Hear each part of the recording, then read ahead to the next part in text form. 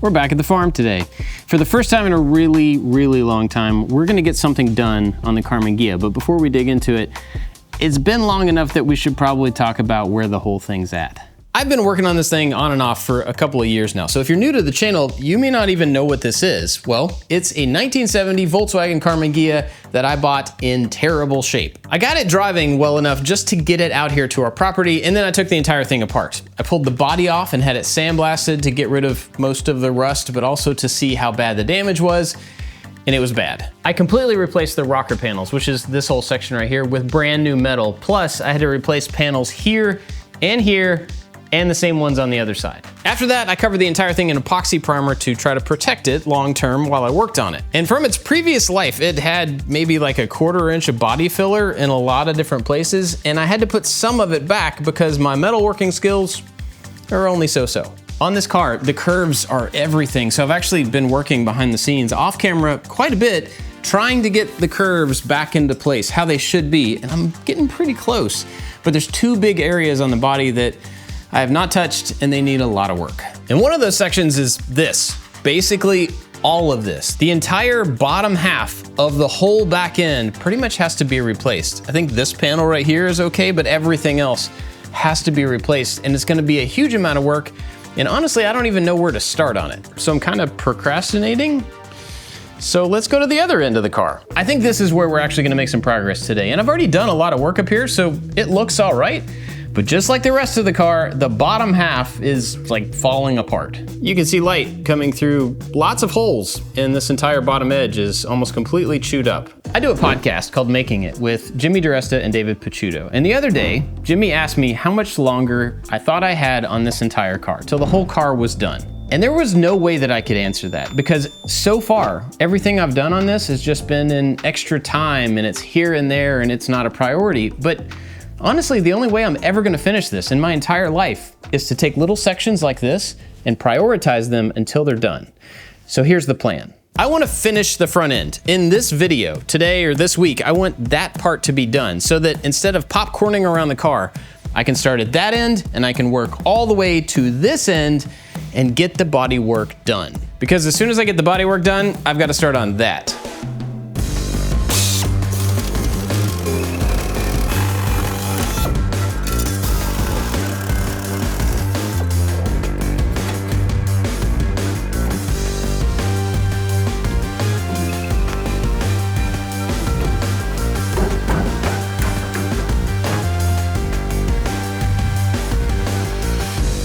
I've got that new panel traced so that I can cut out the old stuff, but before I cut out a big section of my car, I think it's important to remind everybody at home that I have no idea what I'm doing. Here we go!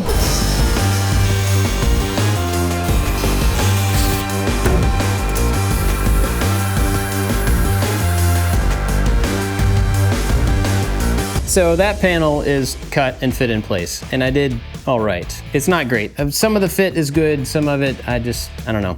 I'm remembering exactly how to do this from before, but the reason I'm pointing that out is because I cut away the metal. I am where I am. I just have to deal with what's here now, which means I'm just gonna work from the center and weld my way back together and then cut some patches if I need to fill the gaps and just kind of fix it as I go.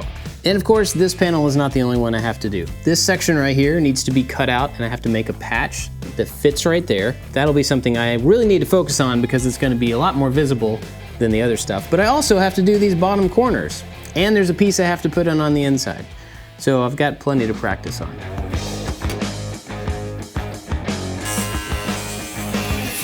Ouch.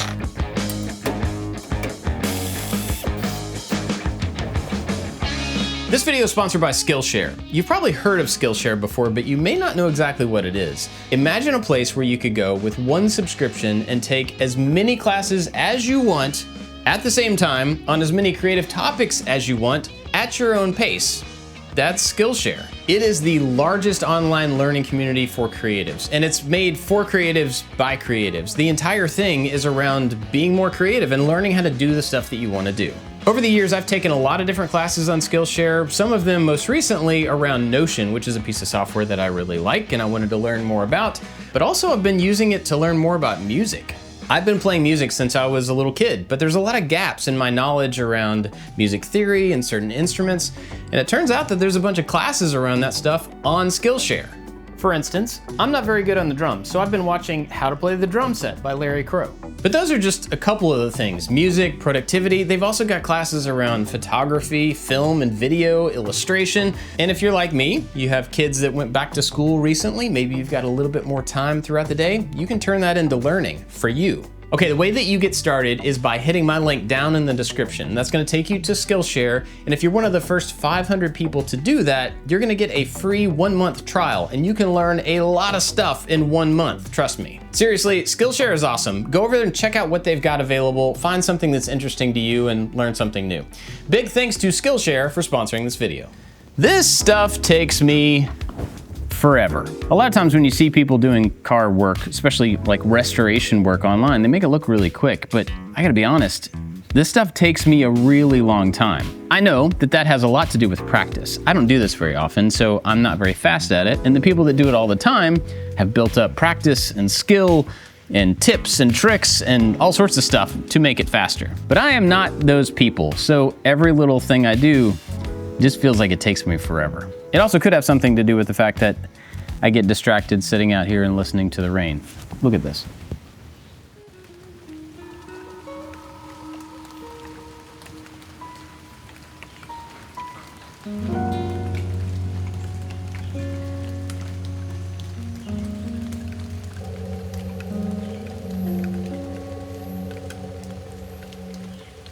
All right, the metalwork's not gonna do itself. Let's get back to it.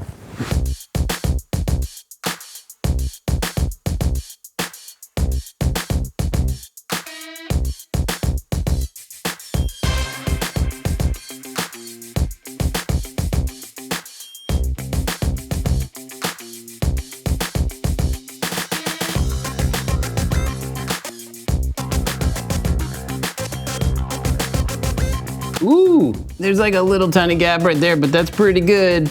Pretty good.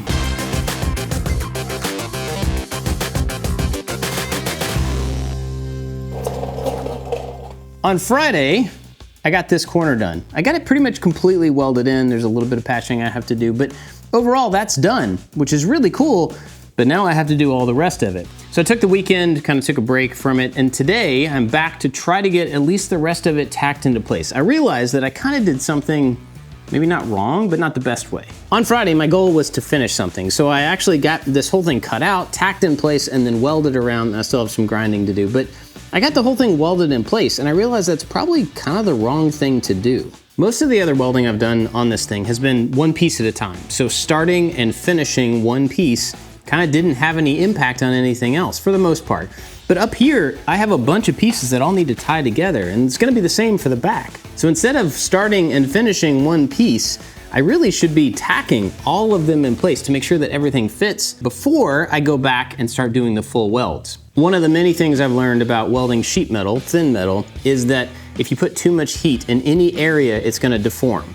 And so you're supposed to tack every inch or 2 inches just to get the pieces held in place. Then you go back in and tack a little bit more and tack a little bit more before you do full welds, because you don't want to put too much heat anywhere. Potentially, I could have distorted all of this by adding too much heat in this one corner, pulling everything in weird directions, and that may cause it not to line up with the other panels. So, lesson learned, tack everything first.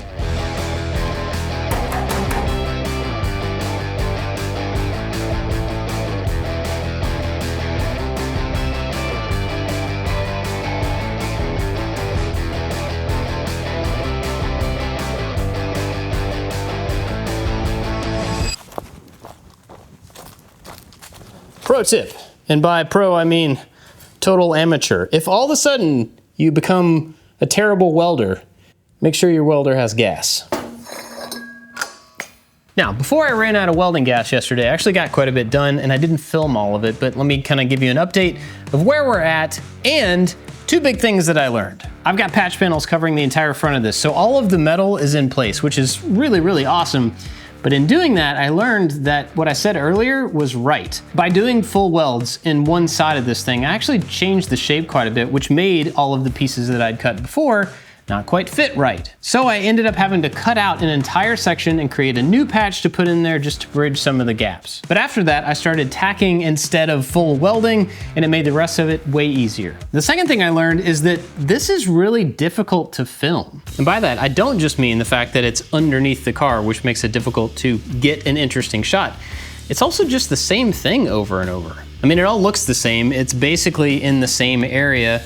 And for every one of these, I cut something out, then I trim a new piece to fit, I tack weld it in place, then I full weld it, then I put primer on it, and it still doesn't look finished. But what I really want is for these videos to give me a kind of focus, a motivation, and a timeline to finish something. So I'm gonna finish all of the metalwork on the front of this. I'm gonna stop talking and just get it done.